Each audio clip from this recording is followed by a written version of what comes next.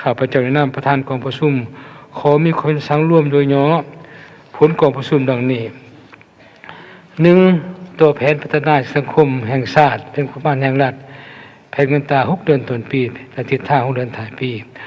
กองประชุมเห็นดีเอกภาพโดยพื้นฐานต่อบริการรัฐบาลและตีราคาสูงต่อความพยายามของรัฐบาลในการจัดตั้งปฏิบัติมติกองประชุมสภาแห่งชาติ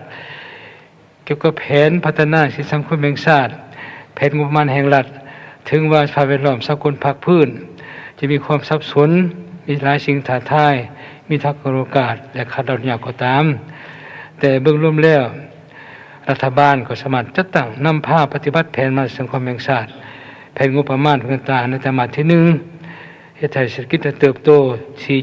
4.5% การเก็บรายรับได้ตามแผนขาดคะแนนหมดปีนี้จะได้ลื่นแผนการแก้ไขข้อทุกข์ยากรับการจะใช้กูเก่าซึ่งได้ประกอบส่วนสำคัญเข้าในการปรับปรุงชีวิตประจำวันของประชาชนบ้านเผ่าให้ดีขึ้นเป็นกว่าเก่าข้าพเจ้าต่างหน้ากองประชุมขอแสดงความตบมือชมเชยอีกทีหนึ่งเคียงคู่กับผลสำคัญกล่าวนั้นยังเห็นว่า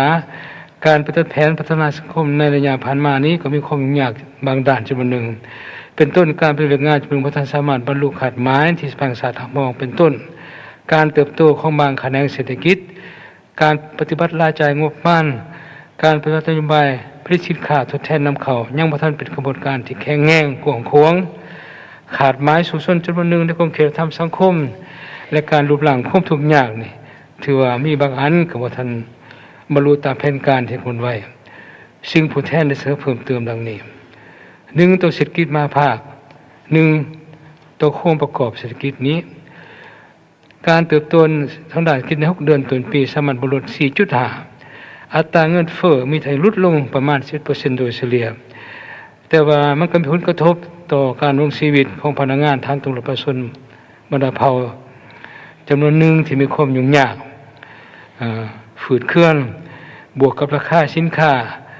ราคาไฟฟ้าก็ได้เพิ่มขึ้นซึ่งปัญหานี้น้อยบ่น้อยกันหลายก็ส่งผลกระทบต่อแนวคิดจิตใจของประชาชนของพนักงานต่อความหาวความหันในการบุกบุญเหตุเวียกเมื่อวานนี้ก็ได้บอกกันหลายสมควรต่อปัญหานี้ทางรัฐมนตรีกระทรวงการค้าก็ได้ชี้แจงแล้วว่าจะได้นำปัญหานี้เพื่อปรึกษารัฐบาลตื่มประเมินขึ้นตื่มปัญหาราคาไฟฟ้าแหละพอไปใช้ผู้แทนกันก็บ่อยากอธิบาย ผู้สึกอุกใจผู้มีสิทธิ์เลือกตั้งนี่ไปใช้เขาก็ถามปานใดสิแก้ไขราคาไฟฟ้านี่สันมันว่าได้ก็ตามบางเทื่อพอสิมีเวลามีวิธีเฮ็ดเวียกร่วมกันระหว่างสภาแห่งชาติกับพวกเฮานี่แหละอันนึงก็ต้องอธิบายประชาชนเข้าใจอย่างสมเหตุสมผลเบื้องสองก็ต้องมียุทธวิธีใดในการปรับราคาให้มันสมเหตุสมผลขึ้นตื้มในสภาพคือปัจจุบันนี้ฉะนั้นปัญหานี้ทางกระทรวงการค้าได้รับปากแล้วจะนำเสนอต่อรัฐบาลตื้มตัวนี้นะปัญหาที่2นี้มันว่าการอัตราเติบโตทางด้านเศรษฐกิจใน6 เดือนท้ายปีนี่คาดคะเนขยายตัวประมาณอยู่ GDP นี่ 4.8 คือเป็นขาดหมายที่สูงเพื่อบรรลุขาดหมายดังกล่าวจึงเสนอให้รัฐบาลจะใช้การขุดค้นทางบ่มสอนทางด้านเศรษฐกิจ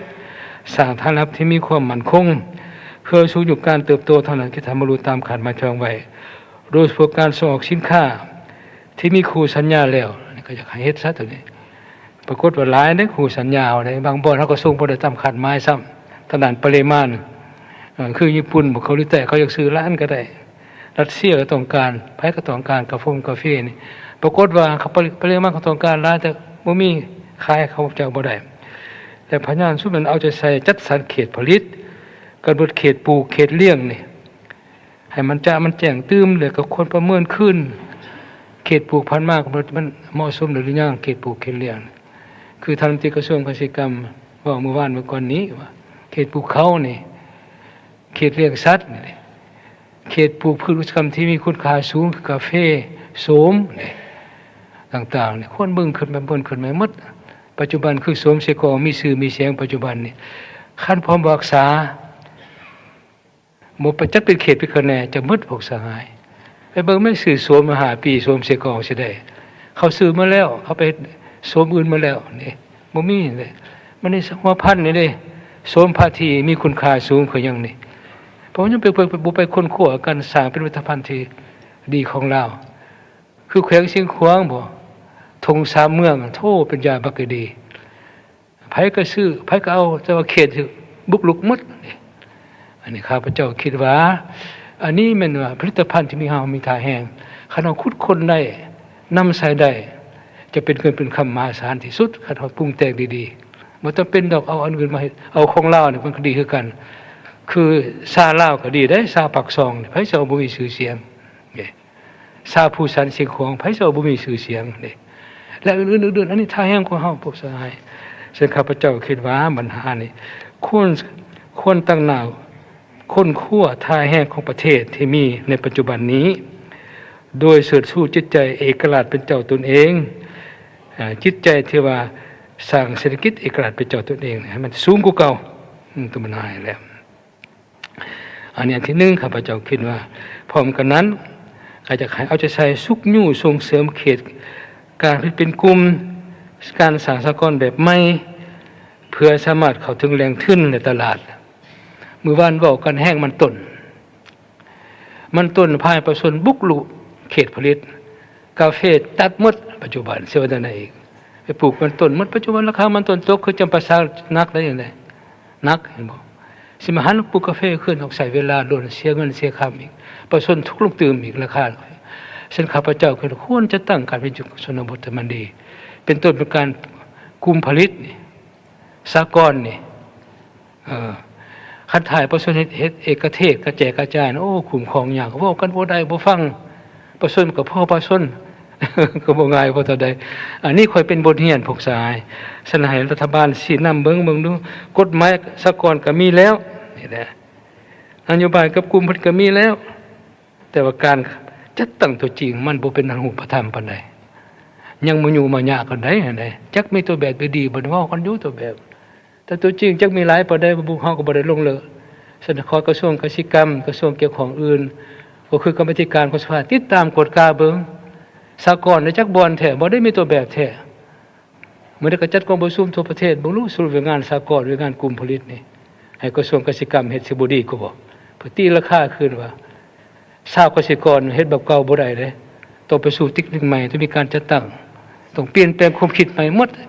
เฮ็ดเอกเทศกระจายกระจายบ่เจริญรุ่งเรืองดอกเด้ออันนี้เว้าแจ้งในพวกสายนั่นแหละในการลงทุนของรัฐนี้ในระยะผ่านมาการติดตามกฎการคุ้มครองโครงการลงทุนรัฐที่ศูนย์กลางอนุมัตินี่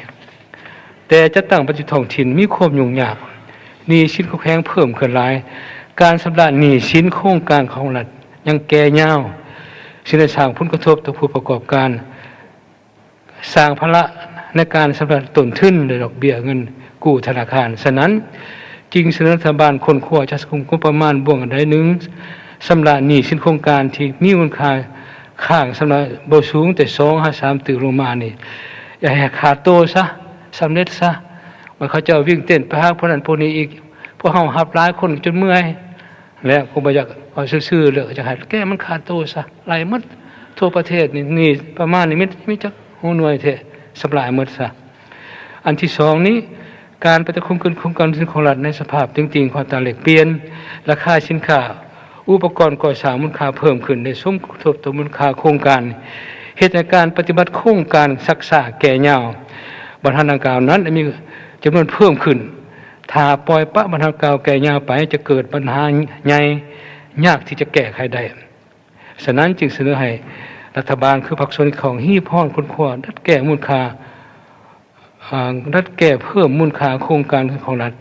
ตามกฎหมายว่าโดยการเงินโครงการของรัฐให้โดยไวมีกลวิธีการในการปฏิบัติที่จะแจ้งก็ต้องเบิ่งในหูหน่วยราคาการก่อสร้างนี่ข้าพเจ้าคิดว่าบ่ฮู้กระทรวงยทคนี่จักเพิ่นกำหนดในหูหน่วยราคาก่อสร้างทางก่อสร้างตึกอาคารต่างๆอย่าให้สมเหตุสมผลตื่มประหยัดตื่มนั่นแหละเพื่อบ่ให้มันฟุ่มเฟือยนั่นตัวนี้อันที่3นี้โครงการก่อสร้างพลังของเราเป็นเรื่องที่มีความสำคัญหลายเป็นปัจจัยกระตุ้นเศรษฐกิจฉะนั้นจึงเสนอให้ภาคส่วนเกี่ยวข้องคือรัฐบาลค้นคว้าความทุนของรัฐเขาในการก่อสร้างพลังกำลังให้มีจุดสูงโดยเฉพาะการซ่อมแปลงเส้นทางเขตทางไกลศอกหลีกการก่อสร้างเส้นทางเลียบชายแดน ทางหลวงแห่งเน้นเส้นทางหลวงแห่งชาติโครงการฟื้นฟูภัยพิบัติฉุกเฉินสืบต่อพบความยุ่งยากการก่อสร้างเส้นทางเปเพโครงการส่วนพัฒนาชนบทแก้ไขความยากอยู่ชนบทการก่อสร้างตะฟักเจือนล้วนจะเป็นเรื่องงานที่มีความสำคัญโดยติดพันกับการปกรักษาเขตนำดินแดนของประเทศตะฟักเจือนเนี่ยพ่อก็บอกกันหลายแล้วแต่มาถึงปัจจุบันคืบหน้าช้าอยู่อย่างเงินไขงบประมาณของระบบสนองได้เพื่อแก้ไขงานหีบด่วนดังกล่าวนั้นจึงเสนอให้รัฐบาลคือภาคส่วนของอยากให้ลดพรโครงการเสนอใหม่นี่เหตุโครงการได้ให้แล้วในสุกปีงบประมาณนั้นๆเรื่องต่อไปเท่านั้นอันใดบ่จำเป็นก็อยากให้ลดพรบ่ให้จากตาใหญ่กว่าท้องอะไรแบ่งคันคุ้มครองของการทุนของรัฐที่มีมูลค่า50ตึกลงมาให้ท้องถิ่นผู้พิการคือใช้นายกว่าเมื่อกี้นะครับเจ้าที่ดีละหมดแล้วนะก็เลยตกลงกันแล้วเนี่ยอันนี้แหละอันที่4นี้จะให้คนขั้วหิมห้อนงบประมาณเพื่อซุ้มปฏิบัติโครงการก่อสร้างฟื้นฟูภัยฉุกเฉินเป็นต้นโครงการฟื้นฟูก่อสร้างทางเลข8ให้สำเร็จโดยไวเพื่ออำนวยความสะดวกให้แก่การคมนาคมขนส่งสินค้าการสัญจรไปมา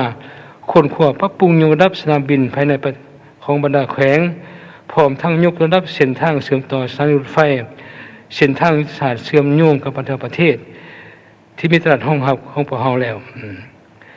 ส่วนตัวแผนการ6 เดือนถ่ายปีนี้อยากให้รัฐบาลก็คือภาคส่วนของเบื้องขึ้นหลักการจัดสรรงบประมาณลงทุนที่สภาแห่งชาติทำห้องในกองประชุมสุดที่6ตามอัตราส่วน60 30และ10โดยเฉพาะซุ้มใช้สำราญหนี้ให้แก่บรรดาโครงการหนี้สินที่จัดตั้งปฏิบัติสำเร็จผลแล้วและก็จัดตั้งมันดุลแล้วให้มันแล้วซะแก่ตัวบ่ให้แก่ยาวอีกบริการซึ่งเอกชนนี้ก็ไม่กี่ท่านนายกก็เว้าแล้วโดยคนทานเห็นดีเสนอปฏิบัติกฎหมายโดยการส่งเสริมการลงทุนอย่างเข้มงวดต่อโครงการลงทุนเอกชนที่บ่ปฏิบัติตามสัญญาโครงการบ่มีประสิทธิผลเสนอให้โตอย่างขาดตัวควรก็เปิดประมูลเปิดกว้างให้แก่การลงทุนที่มีความพร้อมที่เป็นมืออาชีพเพื่อประกันความโปร่งใสและตรวจสอบได้เพิ่มทวีความจะใส่ติดตามประเมินผลโครงการลงทุน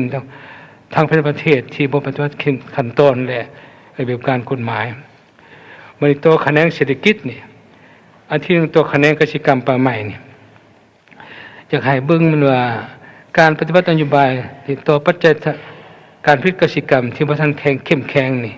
บ่ทันสามารถตอบสนองกับความต้องการตัวจริงโดยเฉพาะการส่งเสริมด้านฝุ่นด้านปุ๋ยอาหารสัตว์เพราะเห็นว่ายังมีการนำเข้าไปจำนวนลงหลายซึ่งส่งผลกระทบให้ต้นทุนเขาที่สูงขึ้นอันนี้จะขอให้กระทรวงเกษตรกรรมและกระทรวงการค้าและกระทรวงเกี่ยวกับอื่นคนขอแก้ไขสาบานานี่เพราะเขาก็บอกกันล้นแล้วก็เอกชนก็ลงทุนจนคงเขียนก็มีอยู่แต่ต้องมีการแนะนำเขาเจ้าแล้วเพื่อแก้ไขบรรณาธิการนั้นเสนอให้รัฐบาลซุ้มทุนห้องการผลิตดึงดูดลงทุนของภาคเอกชนเข้าในการในเรื่องการในตื่มอีกอันที่2เสนอรัฐบาลใช้ส่งเสริมการจัดตั้งผลิตเป็นต้นคือข้าพเจ้าได้บอกการสหกรณ์กลุ่มผลิตขนาดน้อยขนาดกลางตามกฎหมายอันนี้ก็เพื่อสร้างความเข้มแข็งของชาวเกษตรกรพร้อมกันนั้นก็ยู่แห้งการผลิตเกษตรกรรมให้หลายขึ้นเพิ่มที่ยกอันดับเทคนิควิชาการเทคโนโลยีหันเป็นทันสมัยเพื่อยกอันดับการผลิตเกษตรกรรมให้ชาวเกษตรกรสูงขึ้นกว่าเก่าสร้างให้มีโครงงานตัวแบบใหม่ๆในการผลิตผลตัวแทนนำเข้าหรือสมใส่ภายในหรือส่งออกมีความเข้มแข็งพร้อมทั้งจัดสรรเขตปลูกเขตเลี้ยงอื่นๆอันนี้ข้าพเจ้าได้เน้นลงเกณฑ์นี่เรียนมันหันหนึ่งอีกนั่นว่าการปฏิบัติคำสั่งของนายกรัฐมนตรีเรื่องที่11นะเกี่ยวกับเพิ่มทวีการเข้มงวดในการคุ้มครองปกปักษาพัฒนานำใส่ป่าใหม่ที่ดินป่าใหม่ต้านสกัดกั้นการบุกรุกทำลายป่าใหม่ที่ดินป่าใหม่ที่มีความเข้มให้มีความเข้มงวดขึ้นตื่มมีมาตรการเด็ดขาดตัวจริงต่อการบุกรุกทำลายป่าใหม่เป็นต้น3ประเภทป่าอุทยานแห่งชาติภัยใหม่ป่าเป็นจำนวนหลงหลายซึ่งในปัจจุบันนี้ได้ส่งผลกระทบต่อการสั่งสินเชื่อกักบอนของพวกเราจะประกาศให้เราเป็นประเทศกักบอนครียิตในปัจจุบันขณะยังสืบต่อทำลายบ่มีได้พวกสายกักบอนครียิตได้เฮ็ดบ่ได้เลยข้าพเจ้าเสนอตื่มอีก มื้อนี้คณะอุตสาหกรรมการค้านี้จะใช้สุดเป็นคุ้มครองการจริงของราคาสินค้าปัจจุบันนี้ราคาสินค้าก็เพิ่มขึ้นวันก่อนเมื่อวานในทางรัฐมนตรีกระทรวงการคลังชี้แจงเมื่อแล้วอันนี้ก็เป็นเป็นห่วงอยู่เพราะว่าบางอันก็ยังนำเข้ามาผิดกฎหมายแม้เขาสินค้าเปลี่ยนสัญชาติยังมาหลายตัวนี้นะเพราะประเทศเฮาติดพันกับประเทศใหญ่ประเทศที่มีเสด็จเหมือนกันฉะนั้นก็ให้ทั้งรัฐบาลทั้งกระทรวงอุตสาหกรรมการค้าคนครัวเบิ่งรูปการวิธีการและสิคุ้มครองในการค้าชายแดนอันตั้งปัญหาหลายเทื่อตัวนี้นะให้มีหมากมีผลกว่าเก่าเพื่อหัดกลุ่มกว่าเก่าเนาะเพื่อประกันการแข่งขันการซื้อรัฐบาลใช้หีบห่อกำหนดรายก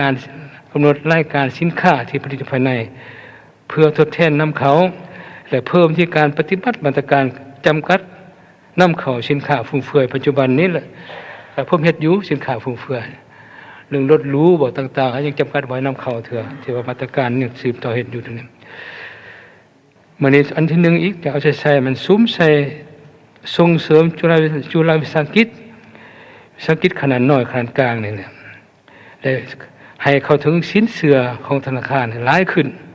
เพื่อกระตุ้นการผลิตของประชาชนให้หลายขึ้นนะปัญหานี้ก็เว้ากันเรื่องเมื่อวานทางผู้ว่าการธนาคารก็มาชี้แจงหมดแล้วแต่ว่ามันก็ยังขอดซักษาแก่ย่างบ่ไปบ่มาก็คือสิมเจ้าทีมข่อยทีมเจ้าบ่ปัญหานี่ก็คอยทางรัฐบาลชี้นำมึงดูเป็นไดมันจะบ่ไปบ่มาหรือว่ามันเป็นไดบ่อันนี้ข้าพเจ้าก็ยังมีเสียงจุมว่าอยู่มันภาคส่วนธุรกิจจะขึ้นหรือว่าได้บ่นี่ก็บ่ทันให้กฎกาทั้งสภาแหน่พอกันกรรมธิการเกี่ยวข้องก็คือสมาชิกสภาอยู่เขตต่างๆนี่ก็คนลุ่งลึกกฎกาบ่เป็นหยังกลไกจะเป็นนี่ย้อนหยังแน่ย้อนบ่มีทรัพย์สินบ่สินเชื่อบ่ต่างๆมาค้ำประกันจะบ่ได้บ่หรือว่าแก้ยืดแก้ยาวมีเจตนาได้หนึ่งบ่อันนี้ค่อยกฎกาข้างนี้นั่นแหละอันนี้ก็เป็นหลักการธนาคารใช้ยืมก็บ่ง่ายเด้เขาต้องกดต้องกล้าคักแน่ก็ธรรมดามาแล้วแต่ว่าก็ต้องให้ได้มันได้เข้าถึงแรงทุนแท้เนาะแล้วบรรณาคมเขตจังหวัดการที่คนทรงนี้มันว่ามันหาเหตุด่วนสุดเป็นหีบห่อนซ่อมแปลงฟื้นฟูบรรดาเส้นทางที่เพนักไปต้นเส้นทาง13เหนือเส้นทางเขตภาคเหนือให้สามารถสัญจรไปมาอย่างปกติเอาใจใส่ติดตามกฎการก่อนก่อสร้างประธานให้มีคุณภาพตื่มพร้อมทั้งคนข้อก่อสร้างปรับปรุงเส้นทางที่เป็นเส้นทางยุทธศาสตร์ป้องกันศาสตร์ป้องกันความงดตามแล้วแสดงต่างๆเนี่ยอันนี้ข้าพเจ้าก็ผู้แทนเป็นห่วงหลายเด้หลายเส้นทางคือแขวงสิงห์บุรีนี่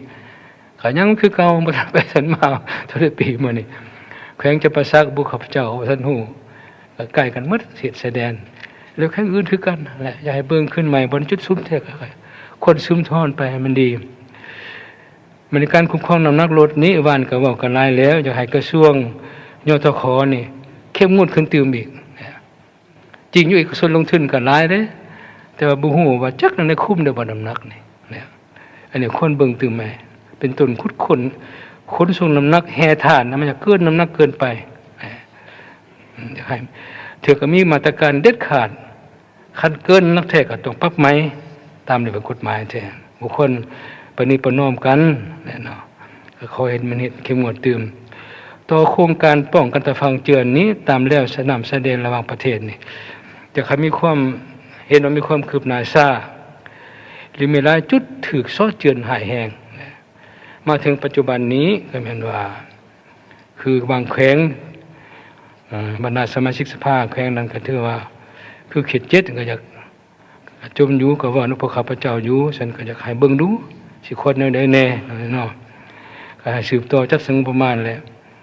ปัจจุบันนี้การสนมประปาเห็นว่าอยู่ตัวเมืองใหญ่นี่บ่เพียงพอการสมใส่เป็นตัวนครหลวงเวียงจันทน์นี่ขาดแค่น้ำประปาเป็นวงกว้างเฮ็ดให้ประชาชนจุ่มว่าได้ผลกระทบต่อการมุสิทธิ์ของเขาเจ้านี่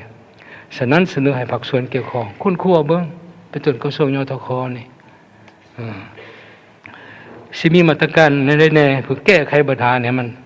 รุ่ล่วงไปมันในคงเขตทรัพยากรธรรมชาติสิ่งแวดล้อมนี้มันว่าเอาจะใส่สุดเดือเอาจะใส่ปฏิบัติการประเมินผลกระทบสิ่งแวดล้อมเพื่อให้ปัญหาผลกระทบต่อการประโยชน์ของประชาชนและสิ่งแวดล้อมทำลายอย่างล่วงหลายจึงเสนอภาคส่วนเกี่ยวข้องเอาใช้ในการติดตามกฎกา กรณีมีมาตรการละเมิดก็ควรปฏิบัติเข้มงวดแต่ปัญหาหนึ่งเหมือนผ่านการอนุมัติการให้เช่าสัมปทานในของรัฐนี่ผู้ลงทุนในกิจการต่างๆมีจำนวนหลายจึงมีความจำเป็นต้องกวดกาประเมินขึ้นทั้งหมดบรรดาโครงการดังกล่าวนั้นตามกำหนดตามกฎหมายกำหนดเนื่องจากว่ามีหลายโครงการเนี่ยการดำเนินบ่มีประสิทธิผลบ่ปฏิบัติพันธะตามสัญญาดำเนินการซักซ่าเป็นการจับจองไว้ซื่อๆอันนี้กฎการทดลองเบิ่งเมื่อได้สภากับกระทรวงเกี่ยวข้องร่วมกฎการตัวจริงกันได้ครับพระเจ้าสิคนจังได๋ถึงนะเฮ็ดให้รัฐทันเสียโอกาสและบ่มาพันธะอย่างครบถ้วนตามกฎหมายให้กฎการนำการเบิ่งเมื่อเธอจะตั้งคณะกรรมการร่วมกรรมธิการเกี่ยวข้องกับสภากับกระทรวงเกี่ยวข้องของรัฐบาลไปกวดนำกันเบิ่งบางเทื่อสิเห็นปัญหาบ่จักเพื่อบ่ให้เข้าข้างเอาข้าวผู้นั้นผู้นี้และคงเขตพลังงานบ่แห่นี้เสนอเบิ่งขึ้นเกี่ยวกับนโยบายโครงสร้างราคาไฟฟ้านำใช้ปัจจุบันนี้ตามการจมว้าของสังคมสองแสงสังคมก็คือบรรดาท่านผู้แทนในกองประชุมเมื่อวานเมื่อก่อนนี้ว่าราคาจากสูงจากน้อยว่านั่นเด้ข้าพเจ้าเองก็บ่ได้ขอให้ทั้งรัฐมนตรีกระทรวงการนี่กระทรวงการค้าเบิ่งขึ้นซะเพื่อแรงงานรัฐบาลเบิ่งสิโคตรแก่ตอนใดมีวิธีแน่เพื่อให้มันเหมาะมันสมเนี่ยเนาะเหตุกระทบต่อสุขภาพประชาชนพนักงานการผลิตภาคกสิกรรมอุตสาหกรรมของธุรกิจขนาดน้อยขนาดกลางนับทั้งสั่งการส่งเสริมการพิจารณารักษาบ่ให้ธุรกิจโรงจักรงานต่างๆปิดตัวลงก็บ่ได้เห็นโรงงานได้ปิดเถือแต่ว่ามันก็มีหางเสียงโจมว่าเขาให้กฎการตัวจริงเบิ่งมันแม่นแท้บ่เขาสิปิดหรือเขาต้องเว้าซื่อๆอันนี้คนลงลึกข้างในเพื่อกฎการเบิ่งเป็นได้แน่เช่นข้าพเจ้าตัวนี้จะให้ทางภาคส่วนเกี่ยวข้องไปถึงกระทรวงการค้า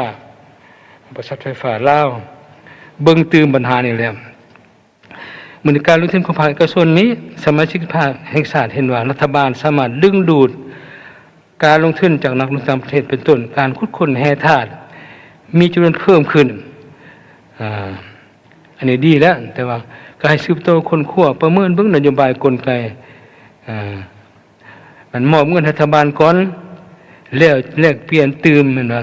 รัฐบาลอนุญาตให้ขุดค้นแร่ธาตุนั้นกลไกตัวนี้เฮ็ดมาในเวลาศาสตร์นี่มันมาได้2ปี3ปีแล้วแต่ต่อไปสืบโตให้ถึงนี้บ่ตัวจะจ่ายซะ$10 ล้าน$20 ล้านค่อยเอาบ่ให้เจ้าสัมปทานคนไกลสืบต่อบ่หรือสิว่าจังได๋เพราะว่าตัวนี้มันก็มีด้านดีด้านคมเสียงของมันคือกันอันนี้ค่ะขอให้คนขั้วตื่นตัวนี้ให้สืบต่อคนขั้วเบิ่งว่าคนไกลนี่มันจะเฮ็ดได้ยาวปานใดต้นปานใดตื่นอีกเนี่ยระยะยาวดีบ่หรือระยะสั้นนี่พอได้ระยะยาวสิโคตรจังได๋คนที่ตามกฎหมายสิบ่ดีก็บ่เพราะว่าอันอย่างที่มันนั่นข้าพเจ้าอยากเสนอให้ทางภาคส่วนเกี่ยวข้องได้ค้นคว้าเบิ่งตัวนี้โคตรจังได๋เพื่อให้มันมีความคันเฮ็ดบ่ดีเขามันก็สิบ่แฮก็สิเบิดไปนั่นแหละบกแห้งลงโหสมมุติเป็นมันสิบกแห้งลงแล้วเฮาเองก็ได้เงินซะนั้นแหละก็บ่ก็ซะนั้นนั่นแหละฉะนั้นยังเรื่องคุ้มครองอีกข้าพเจ้าอยากให้เบิ่งขึ้นปัญหานี่แต่ข้าพเจ้าเห็นดีคำเสนอทายนายกนี้และกองประชุมเห็นดีสนับสนุน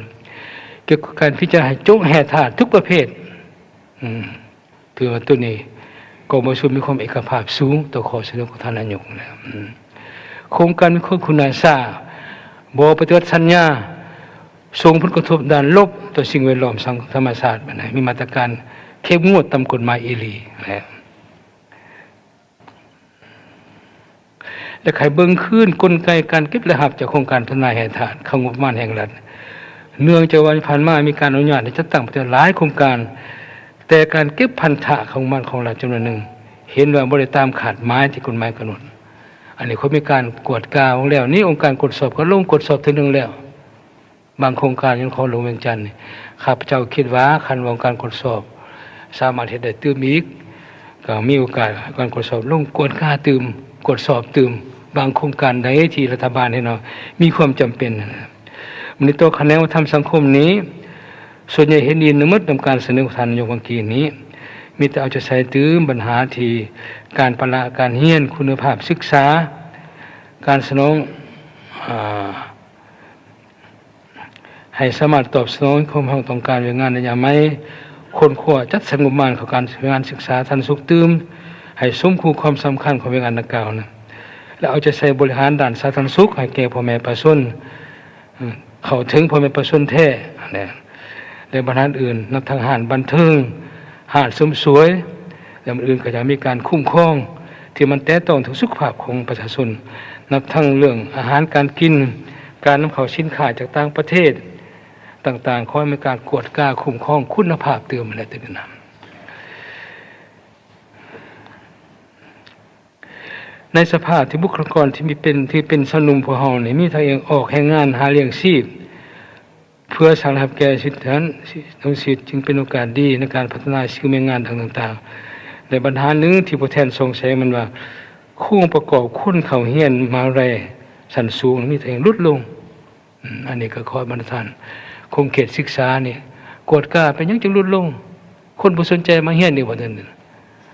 เมื่อก่อนมีสเขต11ก็เสนอเนี่ย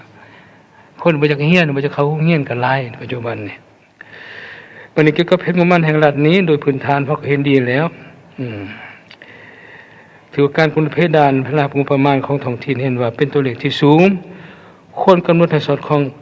กับทางแห่งรัฐเลยครับความเสี่ยงโดยเฉพาะบางแห่งที่ผลกระทบจากภัยพิบัติธรรมชาติพบคุมยากให้เก็บหลักงบประมาณ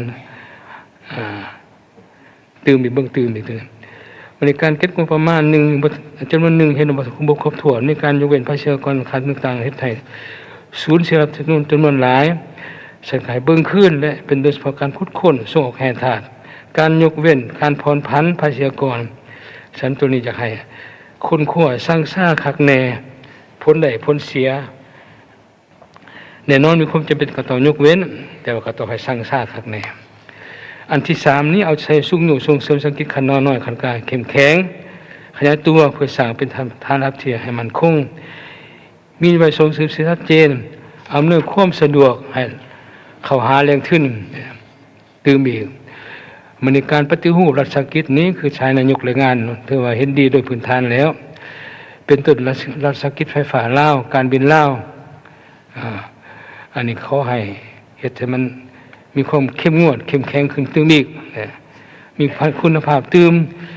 เพื่อเห็นการหันเปลี่ยนของสองบริษัทนี้ในญาติที่ซุ่มปีเมื่อนานี่ไฟฟ้าลาวก็จะลดสิ้นลงการบินลาวมีการขยายตัวมันดีขึ้นและปัญหาหนึ่งเป็นว่าการหันเป็นทันสมัยในการเก็บและหับนี่ค่าเช่นต่างๆบริการจะให้เฮ็ดจะแข็งแรงขึ้นตื่มอีกและอันเรื่องการปรับปรุงค่าธรรมเนียมค่าบริการของรัฐบาลของประธานประเทศให้เทียบเหมาะกับสภาพเศรษฐกิจปัจจุบันโดยเฉพาะคะแนนศึกษานะครับเบื้องขึ้นใหม่พอมีหางเสียงจุ่มว่าร้ายค่าจ่ายเรื่องต่างๆจ่ายค่าธรรมเนียมบ่ไปด้านนั้นนี่นะเธอเขาก็จะบ่อยากไปเฮียนบ่อยากเซลยังแหละเขาว่านะแล้วคนขั้วเพิ่งเงินเดือนอุดหนุนให้พนักงานสหกรณ์ทางตำบลให้แทนเหมาะตื่มตามการยืนยันของติการเงินเมื่อวานเมื่อก่อนนี้ก็ว่าปีหน้าสิเพิ่มให้ได้เด้จะให้สู้ชนซะปีหน้านี่ให้มันได้ซะเพราะว่า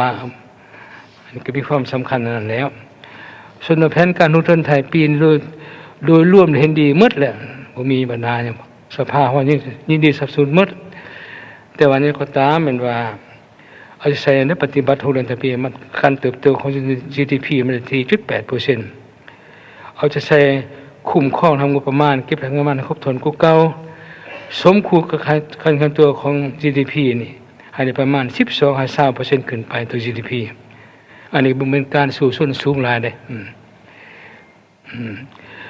โดยการเก็บหลักที่มีอยู่ให้ครบถ้วนตามกฎหมายและสัญญาการลงทุนการเซาสัมปทานเป็นต้นภาษีกรการขายวัตถุดิบด้านแห่ธาตุการบริการการรายหับบริษัทรัฐวิสาหกิจค่าเช่าที่ดินการท่องเที่ยวการค้าดิจิทัลค่าบริการอื่นอันนี้ก็ขอให้มีความเข้มงวดขึ้นตื่มแต่ปัญหาหนึ่งมันนำใส่เครื่องมือทันสมัยในการเก็บรับทุกแขนงการคุ้มครองและกระจายเป็นระบบครบสุดร่วมศูนย์และสามารถเชื่อมต่อกับทุกแขนงการอันที่สี่นี้การจัดสรรงบประมาณกองทุนทางปี2025จำนวน800ตื้ออยากให้มันสำเร็จโดยไวซะเพราะว่าหลายแขวงก็อยากเฮ็ดแขนงการก็อยากเฮ็ดทางนี่อยากแปลง ให้นำใช้เฉพาะการซ่อมแปลงทาง คนขัวอ้วยหนี้สินของทื่นทางนี่เขามาชำระหนี้ผ่านโครงการถึงของรัฐปกติหรือซึ่งมีการดัดแก้แผนงบประมาณในปี2025ตื่มอีกอันนี้คนขัวเบิ่งทางนี้ทางกระทรวงการเงินทางเบิ่งรัฐบาลเสียวันใดและคนขัวอนุมัตินำใช้เงินเกินแผนปี2024พูดของที่ 50% โดยไวเพื่อนำใช้เข้าในการบูรณะซ่อมแปลงเส้นทางตามท้องถิ่นเสนอก็หลายสมควรในที่นี้ได้แล้วก็มีคำแนะนำของท่านนายกแล้วขอให้ตามหันซะเพราะว่าให้ท้องถิ่นแล่นขึ้นแล่นลงขอผุ่นขอพี่เสียเวลาซื่อๆคันพอได้ก็มีกลไกตกลงโลดเนี่ยเอาจะใส่จัดสมมุติมันการสดเสยเว้นคืนในแก่บรรดาโครงการถึงของรัฐที่มีผลกระทบโดยไวโดยเฉพาะการสดเสยแก่ประชาชนถือผลกระทบจากโครงการก่อสร้างชลประทานเส้นทางการต้านเจือนต่างๆนี่ส่วนแผนเงินตรานี้ถือว่าก็โดยร่วมกองประชุมเห็นดีทั้งหมดรายงานของท่านนายกมีแต่ว่าถือว่าตราเงินเฟ้อนี่มีทางอย่างลดลงแต่ก็ยังเป็นห่วงต่อหมวดราคาสินค้าจำนวนหนึ่งคือว่ามันเพิ่มขึ้นนี่แหละเสนอธรรมทานนี่มันให้ทั้งกระทรวงเกี่ยวของคนขั้วเบิ้งจะมีมาตรการแนวใดถึงอีกส่วนว่าอัตราแลกเปลี่ยนบ่เห็นว่าควบคุมได้ในขอบเขตกำหนดของที่สภากษัตริย์กำหนดถือว่าดีเลยตรงนี้นะส่วนธรรมทานอื่นการปล่อยสินเชื่อบ่ให้แก่วิสาหกิจขนาดน้อยขณะการท้องถิ่นกันได้เว้ากันแล้วส่วนธรรมทานอื่นนี้ข้าพเจ้าเคยดีนำหมดแหละ